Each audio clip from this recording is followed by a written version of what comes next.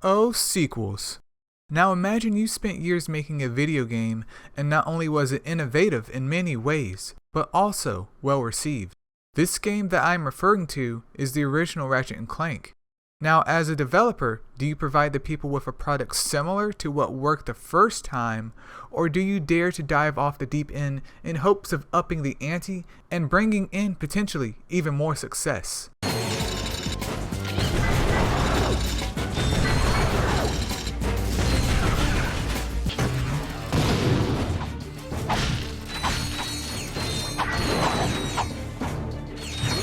Give my regards to Megacorp. Finish him. Now this is how you start a sequel. We got the fat beats dropping after a quick intro, we got shooting, explosions, and non-stop action. The beginning of Going Commando must be one of my favorites in video game history. It does not bore you with a 20-minute lore dump at the start of the game you just spent your hard-earned money on. It doesn't put you in a scenario where the main character is so OP that after you lose a scripted fight, they are then stripped of all of their power. It simply just lets you start the game with a little taste of what's new and leaves it at that. Touch him, and it's Plasma City! Oh gosh, you didn't have to yell. Why did he have to yell? So, what is new exactly? Insomniac incorporated a lot more RPG elements in the game for one. Ratchet can now level up his health by killing enemies. Alongside that, his weapons are also upgradable, and of course, don't forget the mods. So, not only do you fight off armies of robots for bolts to upgrade your weapons, but with them evolving, it encourages you even more to use them to see that next form. You can also purchase better armor for improved defense. But what makes this so great? That to me is quite simple. It just feels natural. It feels like an organic idea that was implemented and works well with the Ratchet and Clank series. While I'm at it, Going Commando wouldn't have been the game changer it was back in 2003 if it didn't introduce the greatest mechanic of all time, strafe. Yes, my dudes, we can now easily blast at our foes in style. Hello, style. Now, as much as I love strafe, I will admit that the targeting system still feels a bit off here. I mean, there is a noticeable gap between the original, which literally came out a year before, like, not even kidding. The original Ratchet and Clank dropped on November 4th, 2002, and Going Commando came out on November 11th, 2003. Insomniac was not sleeping when they made this sequel. But yeah, I found myself a few times during the game struggling to get Ratchet to target whatever I was fighting, but all in all, it's a huge improvement when compared to the original. It's just sufficient to say that the targeting system needed just a bit more refinement. The good news, however, is that the controls feel nice and tight. Ratchet doesn't feel as springy in his movements like he did in the original either. Now, I know I've touched on what is essentially the evolution of the basics from the first game, but don't get me wrong, people. Going Commando took the base of Ratchet and Clank and continued to expand on it. With today's demonstration. First, I'll need a volunteer. Anyone? Excellent. We got our first taste of Little Big Planet, more bot bros Clank can use to do his dirty work, more mechanics in giant Clank battles, hover bike racing, a fun version of ship combat that not only can earn you bolts but also lets you boost up your ship's capabilities. It all just feels very fun and new. Then, once you think that is enough, they go ahead and hit you with a good old 1-2, the arena.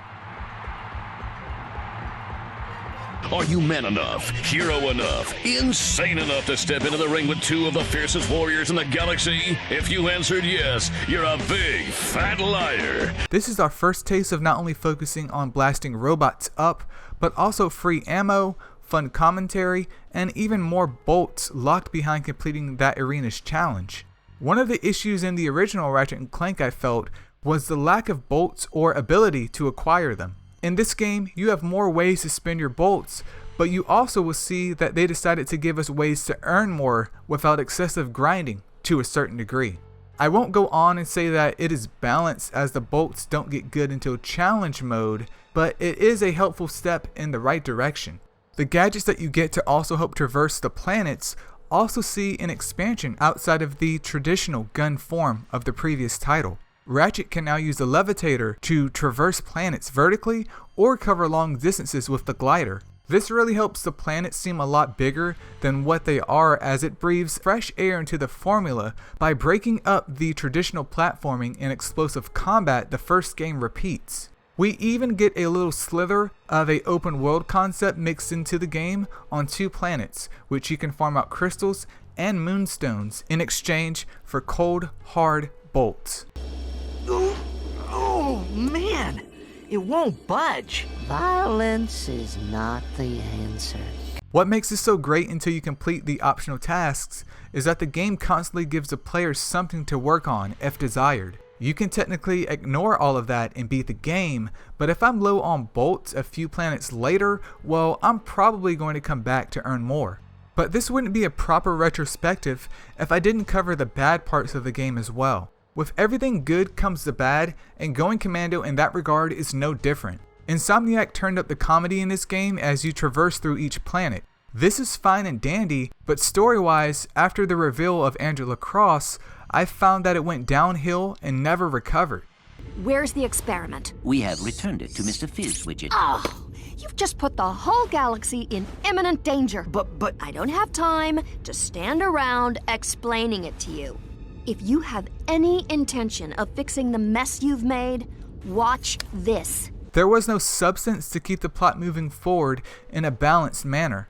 The original Ratchet and Clank gave the player a build-up to Chairman Drek, and the final fight felt like it was the final battle.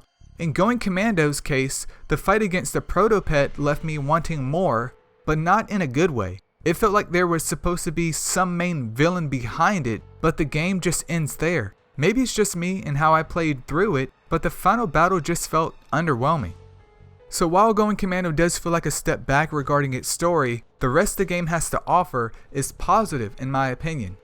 okay. If you flip the perspective and look at this game as a stepping stone towards up your arsenal, then of course it's sufficient. But as a standalone comparison between the original, it lacks some of the more serious tones needed for a balanced experience. In conclusion, Going Commando is a great sequel to the original entry into the series and shows an evolution of not only the systems within the game, but also Insomniac at the time. With so many things to do that are genuinely fun, the game feels as though it's designed to keep you playing it no matter what.